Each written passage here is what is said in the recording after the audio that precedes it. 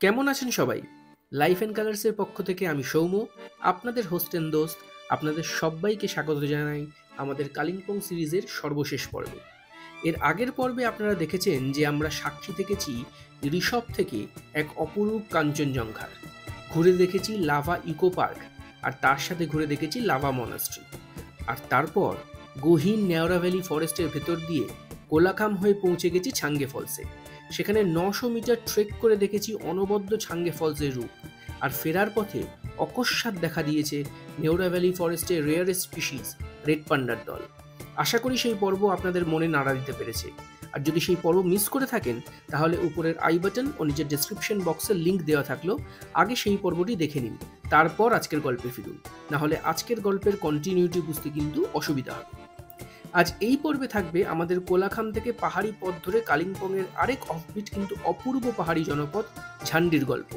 সেখানে আমরা স্টে করব এক অন্যরকম হোমস্টেতে, যেখান থেকে কাঞ্চনজঙ্ঘার দর্শন তো বটেই, তার সাথে থাকবে অতুলনীয় রসনা তৃপ্তির অভিজ্ঞতা, যা পাহাড়ের কোনো হোমস্টেতে পাওয়া কিন্তু দুষ্কর। তার সাথে থাকবে ফেরার দিন গরুবাতান উপত্যকা দিয়ে ফাগু টি গার্ডেন হয়ে ফেরার অভিজ্ঞতা, আর তার সাথে মায়াবী চেল নদীর দর্শন। তাই ভিডিওটা শেষ পর্যন্ত দেখবেন।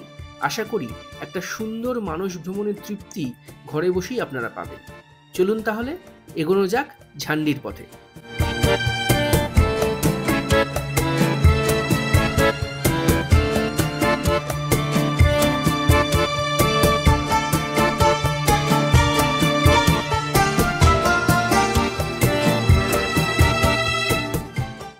এই এদিক দিয়ে এলাম, এইখানে গাড়ি দাঁড়িয়ে, এইখানে একটা সুন্দর স্পট মতন আছে, আর এই সামনে এইখানে হচ্ছে লাভা মনাস্ট্রি, আর এই হচ্ছে পুরো লাভা শহর।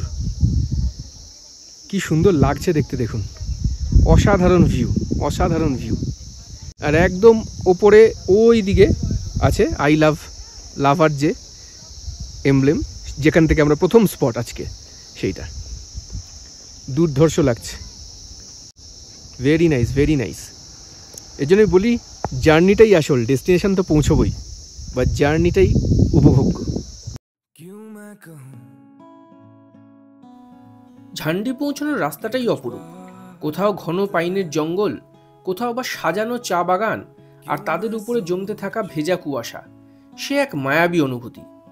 এইখানে বলে রাখি, যারা এনজেপি বা শিলিগুড়ি থেকে ঝান্ডি আসবেন তাদের মূলত পাপড়খেতি হয়ে লাভার রাস্তা ধরে ঝান্ডি আসতে হবে। সেই পথে আপনারা অ্যাম্বিয়ক ভিউ পয়েন্ট, পাপড়খেতি আরও সব বিভিন্ন সাইট সিইং করতে করতে ঝান্ডি পৌঁছে যেতে পারেন। এনজেপি বা শিলিগুড়ি থেকে ঝান্ডির দূরত্ব মোটামুটি 80 কিলোমিটার মতো। সময় লাগে 3 থেকে 3.5 ঘন্টা। ছোট 4 জনের গাড়ি ভাড়া অ্যাপ্রক্সিমেটলি 3.5 থেকে 4,000 টাকা মতো পড়ে, যা অবশ্যই সিজন অনুযায়ী ওঠানামা করে।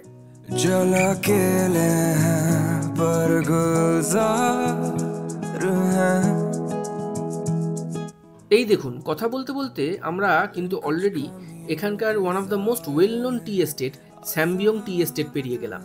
চাইলে আপনারা গাড়ি থামিয়ে দুদণ্ড এই চা বাগানের মাঝে জিরিয়ে নিতেও পারেন। কি অসাধারণ লাগছে তাই না? যেন একটা সিনেম্যাটিক পর্দা উন্মোচিত হচ্ছে আমাদের সামনে আস্তে আস্তে। বলে রাখি, আমাদের কোলাখাম থেকে ঝান্ডির দূরত্ব এই মোটামুটি 25 কিলোমিটার, তবে সময় লাগে 1.5 থেকে 2 ঘন্টা মতন। আরেকবার মনে করিয়ে দিই, আমাদের কিন্তু সাহেব 4 নাইট 5 ডেজের জন্য এই করে গাড়ি দিয়ে দিয়েছে।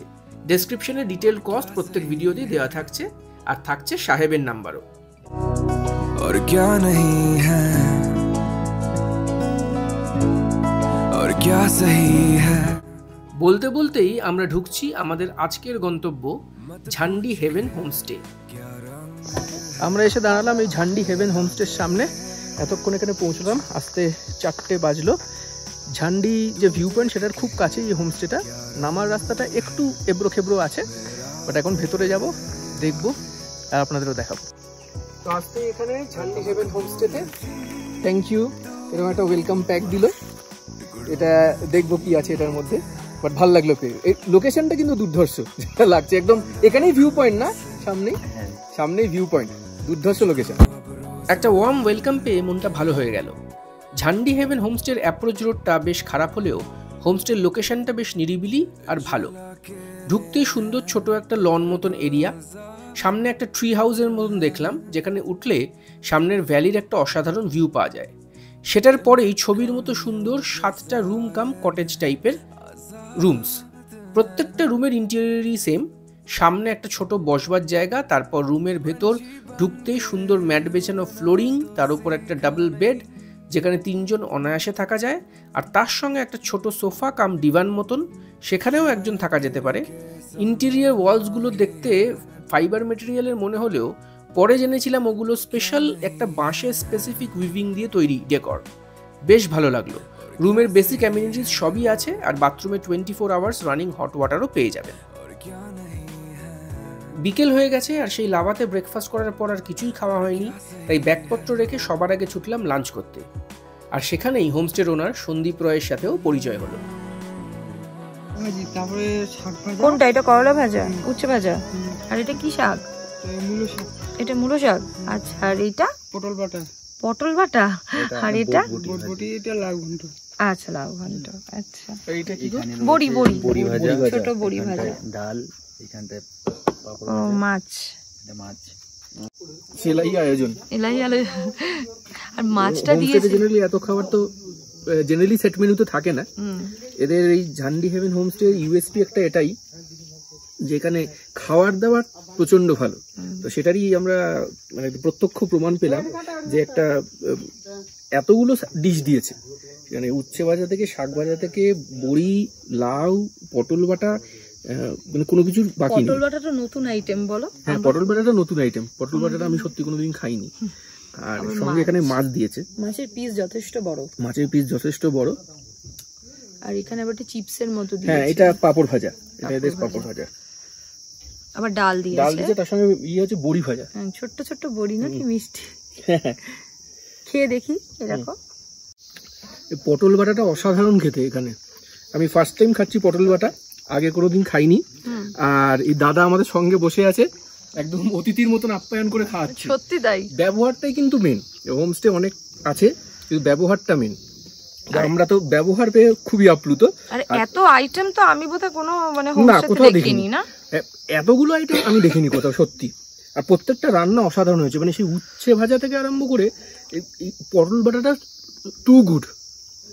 মানে এটা ওনাদের ইউএসপি আইটেম, পটল বাটা। সত্যি অসাধারণ। টিপিক্যাল আইটেম আছে, লাউ ঘন্ট আছে। লাউ ঘন্ট না, এটা বড়ি দিয়ে লাউ। আর এই ছোট ছোট বড়ি আছে, এটা কিন্তু খুব সুন্দর। এটা দুর্ধর্ষ দিয়েছে বড়ি ভাজা। এটা কিন্তু দারুণ, দুর্ধর্ষ। এগুলো বাড়িতে দেওয়া হয়, আমি করে নিয়ে আসি।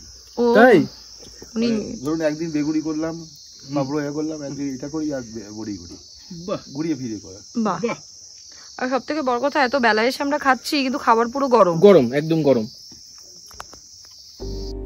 আপনাদের প্রথম যে রুমটা দেখালাম সেইটা আমাদের জন্য অ্যালট হলেও আমরা পরে সেটা চেঞ্জ করে এখানকার নবনির্মিত 7 নম্বর কর্নার রুমটা নিলাম। সেটারও একটা হালকা রুম ট্যুর দিয়ে দিই। এই রুমটা বাকি 5টা রুম থেকে একটু বড়। এই রুমের ড্রেসিং টেবিলটাও বেশ ডেকোরেটিভ, আর নতুন তৈরি হয়েছে বলে রুমটা বেশ পয় পরিষ্কার। বাকি সব অ্যামিনিটিস কিন্তু মোটামুটি সেমই আছে।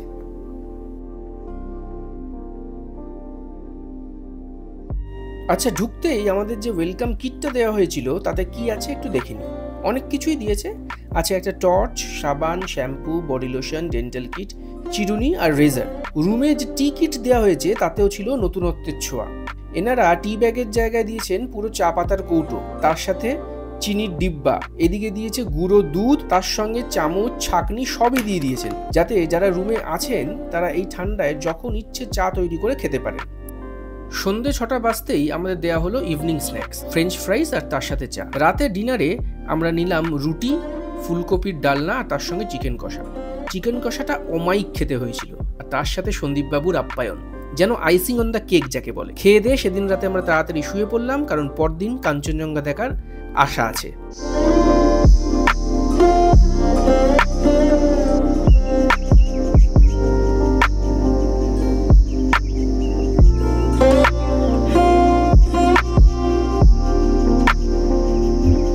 এখন সকাল 6টা মতো বাজে। আমাদের সন্দীপবাবু ফোন করে ডেকে দিয়েছিলেন কাঞ্চনজঙ্ঘা দেখার জন্য, বাট একটু নিরাশ হলাম, কারণ আজও আকাশে পুঞ্জীভূত মেঘের আড়ালে কাঞ্চনদা মুখ লুকিয়েছেন। তবে তাই বলে এখান থেকে দেখার জিনিস কিন্তু কিছু কম নেই।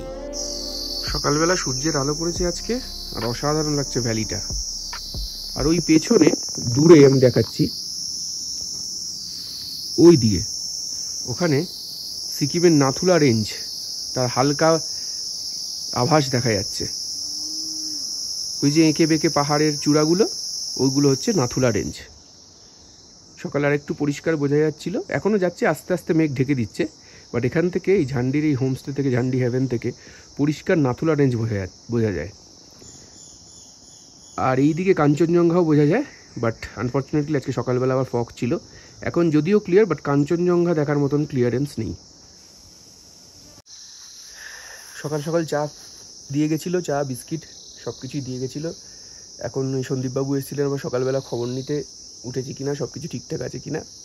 ওনার সাথে কথাবার্তা হলো, উনি খুব ভালো মানুষ, রেগুলার খোঁজ খবর নিয়েছেন, যা অসুবিধা যেটুকু যখন যা বলেছি লোক দিয়ে তার ব্যবস্থা করে দিয়েছেন। ফলে এখানে এসে থাকলে অ্যাটলিস্ট আপ্যায়নের কোনো ত্রুটি হবে না, সেইটা বলতে পারি। বাকি এখানে প্রকৃতি তো নিজেকে অবাধে ঢেলে দিয়েছে। যদি ওয়েদার ক্লিয়ার থাকে তাহলে এই ঝান্ডি হেভেন হোমস্টের এই সামনের চাতাল থেকে সব কিছু ক্লিয়ার দেখা যাবে, আর এই চাতালের চেয়ারে বসে বসেই সময় কেটে যাবে মানুষের। এই ঝান্ডি হেভেন হোমস্টে আগে এই 6টা রুম ছিল, এখন এই 7 নম্বর রুমটা বাড়িয়েছে, যেটাতে আমরা ছিলাম। এটা এক্সটেন্ড করেছেন উনি। এখনও কাজ চলছে, কিছু কাজ বাকি আছে, বাট কমপ্লিট হয়ে যাবে। সামনে এই বাগানগুলো খুব সুন্দর করেছেন।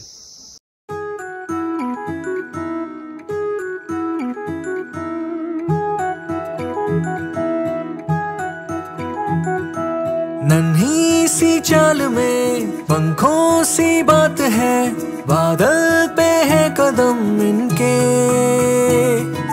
ख्वाबों की चाक पे हिरनों। এইখানে আগে লন ছিল, একটা খুব সুন্দর লন ছিল, বসার জায়গা ছিল, এখানে বসে মানুষ ব্রেকফাস্ট সব করতে পারতেন। কিন্তু এইবার বর্ষাকালে এমন বৃষ্টির জল ঢুকেছে, সবাই জানে এই তিস্তা এসব জায়গায় কিরকম ধস নেমেছিল, তো এই হোমস্টেও রেহাই পাইনি তার হাত থেকে। পুরো জল এসে পুরো লন সব কিছু নষ্ট করে দিয়ে গেছে, যার জন্য এখন সেই লন আর নেই। তবে উনি আবার সেটাকে রিএস্টাবলিশ করবেন বলছিলেন। এখন অনেক কাজ করতে হবে, আবার এটা পুরনো ফরম্যাটে ফিরে যাবে। তারপর ওনার কাছে একটা ছবিও আছে, উনি সেটা দেখালেন আমাদের, যে কীরকম জল ঢুকেছিল আর পুরো জায়গাটাকে ভাসিয়ে দিয়েছিল। অ্যাকচুয়ালি দেখে খারাপই লাগছিল, উনি খুব সজ্জন মানুষ, কিন্তু ওনার তৈরি করা এই হোমস্টে এমন এক প্রকৃতির কোলে যেখানে বৃষ্টির হাত থেকে কারো রেহাই নেই। আজ আমাদের বাড়ি ফেরার দিন, তবে পথে আমরা ঘুরে দেখব গরুবাথান উপত্যকার চেল নদী আর রাস্তার দুধারে একদম মিরিকের স্মৃতি মনে করিয়ে দেওয়ার মতো ফাগটি গার্ডেন। তাই আমাদের তাড়াতাড়ি চেক আউট করে বেরোতে হবে। অতএব সবার আগে ব্রেকফাস্টটা সেরে ফেলি। সকাল সকাল এই ঝান্ডিতে বসে এখন ব্রেকফাস্ট চলে এসছে, একদম প্রকৃতির কোলে বাইরে বসে ব্রেকফাস্ট। আর এদের তো খাওয়া দাওয়া অসাধারণ। আজকে ব্রেকফাস্টে আমাদের আছে, এটা প্যাকেজের মধ্যে ইনক্লুডেড, আমাদের জন্য আছে লুচি, ছোলার ডাল আলু দিয়ে, আর তার সঙ্গে স্পেশাল হচ্ছে এই বোঁদে। বোঁদে কিন্তু সব জায়গায় দেয় না, এই মিষ্টি সব জায়গায় দেয় না, এটা থেকে এটা স্পেশাল দিয়েছে বোঁদেটা। আর এদের একটা ব্যাপার হচ্ছে, এরা কিন্তু কালকে রাত্রিবেলাও যখন ডিনার করছিলাম তখনও দেখেছি সব জায়গায় রেস্টুরেন্টে বলুন যাই বলুন, আপনাকে একসাথে 3টে রুটি নিন, 4টে রুটি নিন, লুচি নিন, দিয়ে দেবে। এরা কিন্তু গরম রাখে, যেহেতু ঠান্ডার জায়গা, চট করে খাওয়া ঠান্ডা হয়ে যায়, একটা একটা করে সার্ভ করে যায়। একটা রুটি নিচ্ছি, খাচ্ছি, শেষ হচ্ছে, তারপর দিচ্ছি। লুচিও তাই, 2টো লুচি দিয়ে গেল, আবার দিতে এসেছিল, বুঝে ভাবলাম আপনাদের খাওয়া শেষ হয়ে গেছে, না শুরু করিনি এখনো। তো এটা কিন্তু এদের সার্ভিংটাও অসাধারণ, যাতে গেস্টদের কোনো অসুবিধা নয়, গরম গরম যাতে খেতে পারে, এটা কিন্তু সবসময় নজরে রাখে। বেশ ভালো খেতে, যুদ্ধস্ব করেছি ছোলার ডালটা, লুচিটা একদম ফুলকো ফুলকো নরম। ভাবতেই পারছি না, পাহাড়ে এই 6200 ফিট হাইটে বসে সকালবেলা লুচি, ছোলার ডাল আর বোঁদে আমি তো কোথাও খাইনি আজ পর্যন্ত।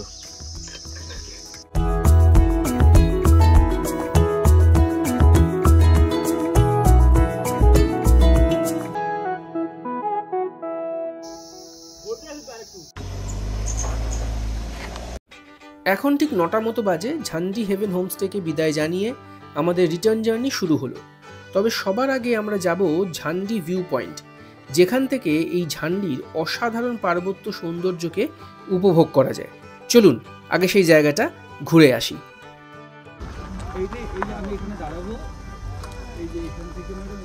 ঝান্ডি হোমস্টে থেকে বেরিয়ে, ঝান্ডি হেভেন হোমস্টে থেকে বেরিয়ে আমরা একটু এগিয়ে আসলাম। এখানেই হচ্ছে গ্রিন শেরপা হোমস্টে, আর তার সামনেই হচ্ছে ঝান্ডি ভিউ পয়েন্ট। তো এই দিকে হচ্ছে ঝান্ডি ভিউ পয়েন্ট।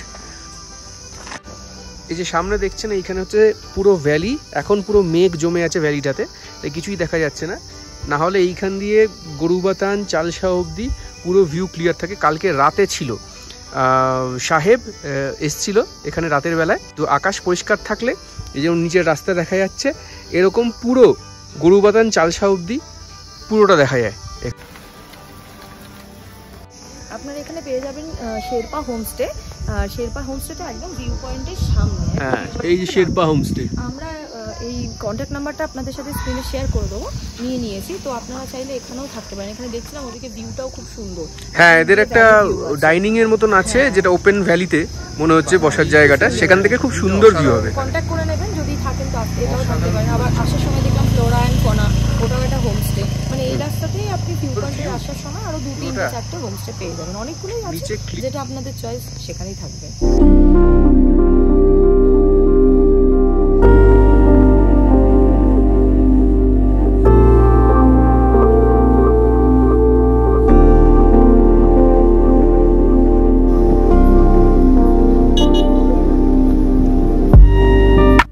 অসাধারণ এই ঝান্ডি ভিউ পয়েন্ট অনেকদিন মনে থাকবে আমার।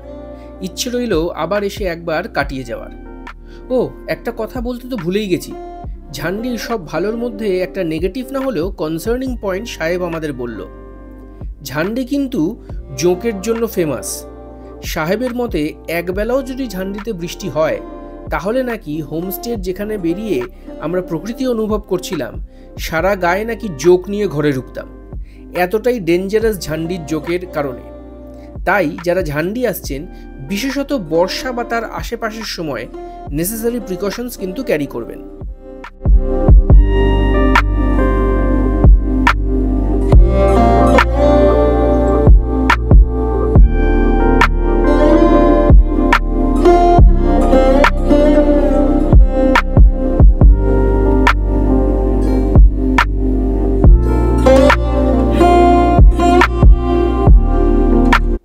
অসাধারণ ভ্যালি ভিউটা দেখুন।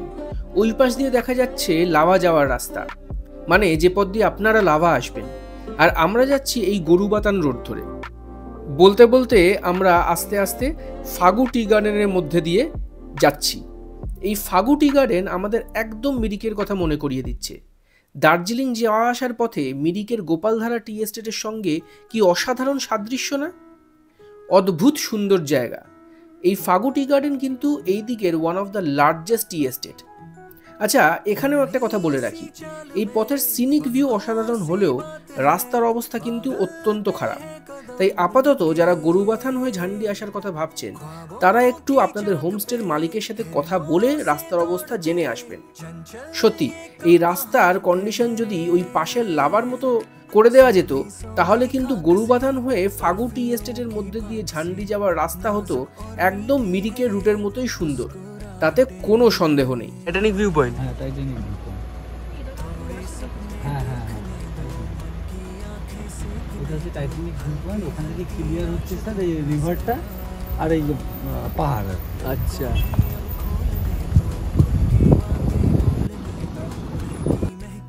অসাধারণ ফাগু টি এস্টেট দেখতে দেখতে তার মধ্যে দিয়েই আমরা ধীরে ধীরে পৌঁছে গেলাম চেল নদীর পাড়ে। ফেরার পথে গরুবাতানের প্লেন্সের ওপর এই চেল নদী, এইটাই দেখতে এসেছি। এইটা দেখে ডামডিম মনাস্ট্রি হয় তারপর আমরা ফিরবো। খুব সুন্দর লাগছে চেল নদীর। এখানে একটা সুন্দর ব্রিজ আছে, সেই ব্রিজের নিচ দিয়ে চেল নদী বয়ে যাচ্ছে। সেই রকি আইল্যান্ডে যেরকম নদী দেখেছিলাম সেই রকম, খুব ভালো লাগছে। আপনারাও দেখুন চেল নদীর কিছু গ্লিম্পস। हो रंगी से ये बुलबुले थोड़े से है चुलबुले, पल पल करते अटखेलियां।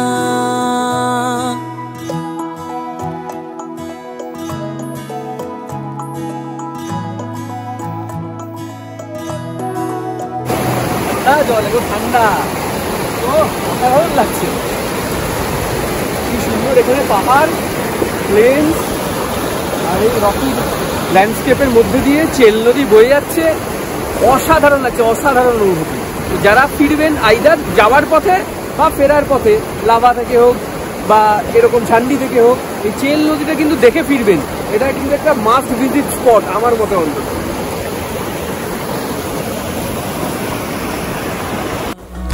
दिल को भी अब खोलने दो, खुल के बातें बोलने दो, महकी महकी आस दो ना जरा।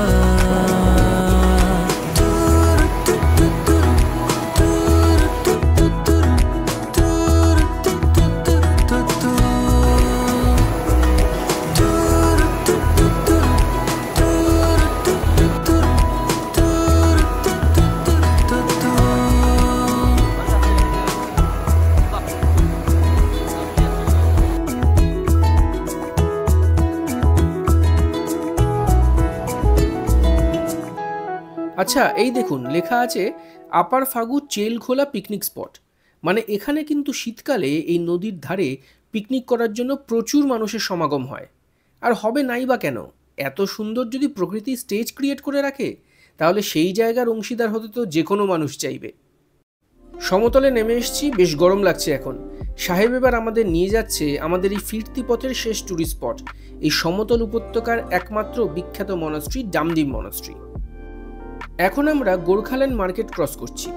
সাহেব বলছিল এই কালিম্পং ডিস্ট্রিক্টের ঝান্ডি, লাভা এইসব পাহাড়ের মানুষ বিকিনি করতে কিন্তু এই গোর্খাল্যান্ড মার্কেটেই আসেন। এই গোর্খাল্যান্ড মার্কেটের বিস্তৃতি কিন্তু প্রচুর জায়গা জুড়ে, আর পাহাড়ের সব মানুষ এই মার্কেটের ওপর অনেকটাই ভরসা করে থাকেন এই কালিম্পং ডিস্ট্রিক্টে। যাই হোক, গোর্খাল্যান্ড মার্কেট ক্রস করে শাল, সেগুনের জঙ্গলের আর চা বাগানের মধ্যে দিয়ে আমরা ছুটে চলেছি ডামডিম মিলিটারি এরিয়ার অন্তর্গত ডামডিম মনাস্ট্রির দিকে। সাহেব বলছিল ডামডিম মনাস্ট্রি নাকি দুপুর 12টা থেকে 1:30 অবধি বন্ধ থাকে, তাই আমাদের তার আগেই মনাস্ট্রির ভেতর ঢুকতে হবে। তাই সাহেব দুরন্ত গতিতে গাড়ি ছুটিয়ে দিয়েছিল যাতে আমরা ঠিক সময়ে মনাস্ট্রিতে ঢুকতে পারি। দেখা যাক পৌঁছতে পারি কিনা।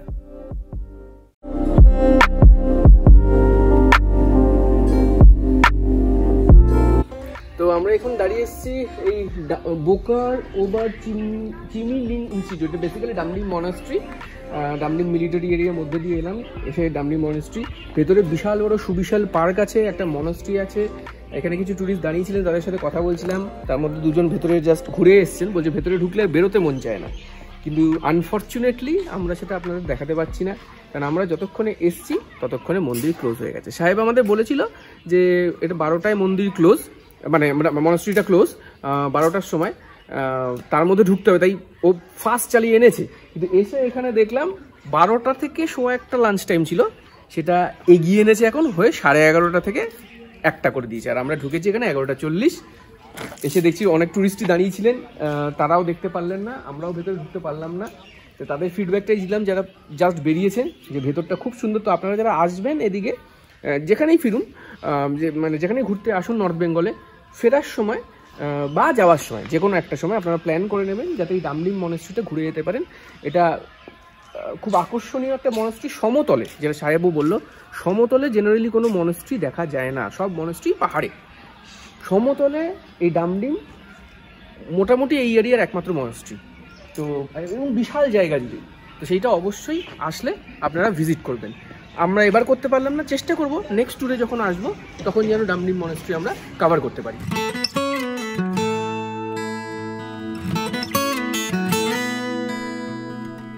অগত্যা এবারের মতো ডামডিম মনাস্ট্রি অধরা রইল, কিন্তু মনে মনে অঙ্গীকার করলাম নেক্সট যেদিন এই পথে আসবো নিশ্চয়ই ডামডিম মনাস্ট্রি ভিজিট করব আর আপনাদের দেখাবো। যাই হোক, এবার বেশ খিদে পেয়ে গেছে, ট্রেনে ওঠার আগে কিছু খাবার ব্যবস্থা করতে হবে। সাহেব প্রস্তাব দিল গাজলডোবা খাওয়া দাওয়া সেরে নিতে। এবার কিন্তু সাহেব এক নতুন পথ দিয়ে আমাদের এনজেপি নিয়ে যাবে গাজলডোবা থেকে। তাই গাজলডোবা এনজেপি সড়কে যে বিশাল রেল গেট পড়ে, যার জন্য প্রচণ্ড জ্যামের একটা ভয় থাকে, সেই রেল গেট কিন্তু পড়বে না, কারণ গাজলডোবা থেকে এনজেপির সেই নতুন পথ এখন খুলে গেছে। रोको ना अब उसे बहने दो, खुद को देखो जरा मेरी नजर। দেখতে দেখতে তিস্তা ব্যারেজ হয়ে গাজলডোবা ক্যানাল রোড ধরে পৌঁছলাম গাজলডোবা। সাহেব আমাদের এইবার নামালো তিস্তা ব্যারেজের এই পারে, যেখানে চারিদিক বিস্তৃত সুবিশাল ফুড স্টলগুলো বসেছে। আমরা এখন এসে পৌঁছলাম তিস্তা ব্যারেজ গাজলডোবা এনজেপি যাওয়ার পথে। তো এখানে একটু স্টপ নিয়েছি, একটু চাটা খাবো। এখানে সুন্দর মাছ ভাজা টাছ ভাজা সব কিছু পাওয়া যায়, আর এখান থেকে তিস্তার ভিউটাও অসাধারণ। তো একটু সেইগুলো একটু চাটা খাবো, তিস্তার ভিউটা একটু দেখবো, মাছ ভাজার বাজারটা আপনাদের দেখাবো, তারপর এখান থেকে বেরোবো এনজেপির জন্য। ডুয়ার্সের ভিডিও যারা দেখেছেন তারা জানেন, প্রথমবার এসে গাজলডোবে আমরা ওই পার্টটায় গেছিলাম তিস্তার ভিউ দেখানোর জন্য, ওখান থেকে বোটিং টোটিং হয়। এইবার আমরা এইদিকে এলাম।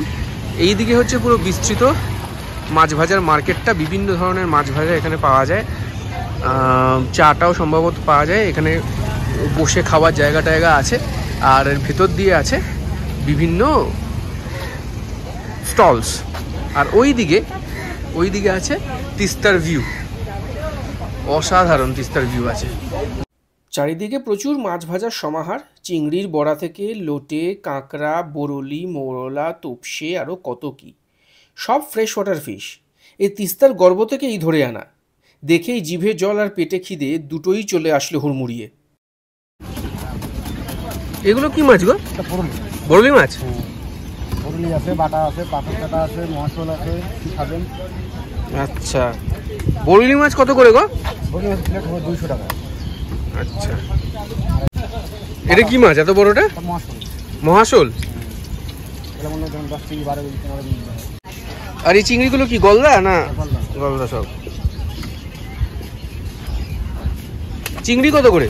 চিংড়ি আপনার কোনটা খাবেন? 70 টাকা আছে, 80 টাকা আছে, 50 টাকা। আচ্ছা, সেটা পিস না প্লেট? পিস। আর এই প্লেটগুলো সাধারণ আছে, এটা 100 টাকা। স্টলস আছে, এই স্টলসের পাশ দিয়ে কিন্তু ভেতর দিয়ে এখানে সুন্দর বসার জায়গা, যেগুলো সেখান থেকে তিস্তার অসাধারণ ভিউ পাওয়া যায়। তিস্তার ভিউটা দেখুন। এই হচ্ছে গাজলডোবা ব্যারেজ, এই হচ্ছে ব্যারেজ, আর এই তিস্তা। এখানটা শুধু চড়া পড়ে গেছে। কে বলবে 2 মাস আগে এই তিস্তা এত খরস্রোতা ছিল। এই গাজলডোবারও ছবি তখন নিউজে দেখানো হচ্ছিল যে বিপদসীমার কত উপর দিয়ে বইছে তিস্তার জল, আর আজ সেখানে খরা। এই ভিউ দেখতে দেখতে আপনারা এখানে বসে মাছ ভাজা টাছ ভাজা সব খেতে পারেন, ভালো লাগবে।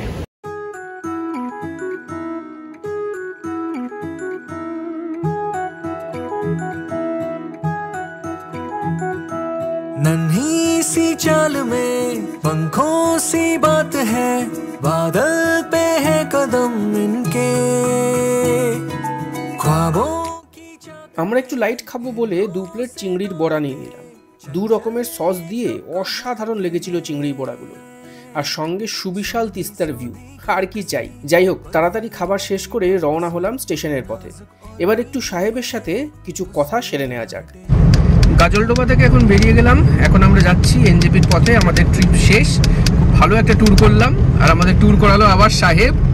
তো সাহেব আলী, ওকে আপনারা যারা ডুয়ার্সের ভিডিও দেখেছেন অবশ্যই চেনেন, জানেন। তো নর্থ বেঙ্গল আসলে জেনারেলি আমরা ওকেই প্রেফার করি সবসময়, কারণ শুধুও ভালো ঘোরায় না, ও প্রত্যেকটা জায়গা সম্বন্ধে এত সুন্দর ইনফরমেশান দেবে যে আপনাদের ঘোরার মানসিকতাটাই অন্যরকম হয়ে যাবে। তো সেই জন্য আমরা চেষ্টা করি সবসময় ওর সাথে ঘুরতে, আর ওর নাম্বার আমাদের স্ক্রিনে দেওয়া থাকবে। আমরা যেভাবে ঘুরলাম এই 4 nights 5 days-এ, সে ট্যুর আইটিনারি আমরা তো দিয়ে দেবই।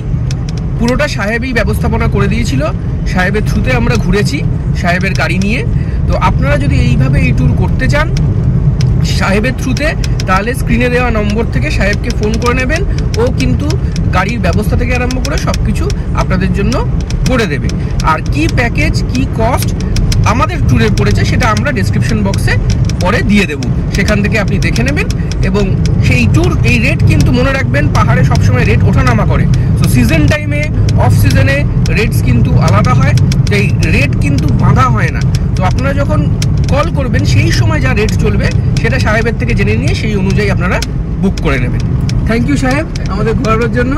আমাদের থ্রুতে যারা আসবে তাদেরও তুমি এভাবেই ঘুরিও। একদম আপনাদের যা ঘোরালাম, আপনাদের চ্যানেল দেখে যদি কেউ আসে অবশ্যই 100-এর মধ্যে 100% চেষ্টা করব একদম সম্পূর্ণভাবে সব কিছু দেখিয়ে দেওয়ার এবং আনন্দময়ভাবে তাদের জার্নিটা কমপ্লিট করানোর আর কি।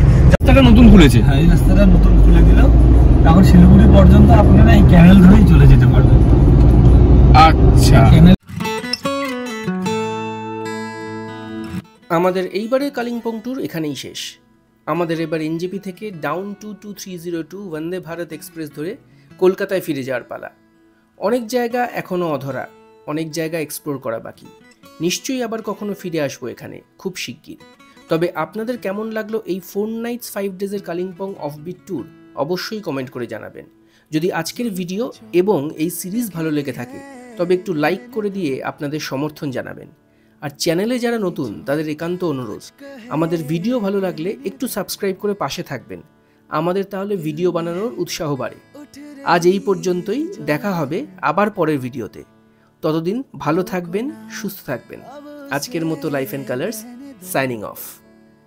ঠিক আছে, চলো, ঠিক আছে সাহেব, আবার দেখা হবে। চলো, টাটা। হ্যাঁ হ্যাঁ হ্যাঁ হ্যাঁ হ্যাঁ, তুমি ভালো থাকো, একদম বাই। तू भरा तुम में समझो ये तुम सी ही तुम रहो, तुम खूबसूरत हो, खुद से भी ये कहो तुम खूबसूरत हो, बात दिल की सुनो तुम खूबसूरत।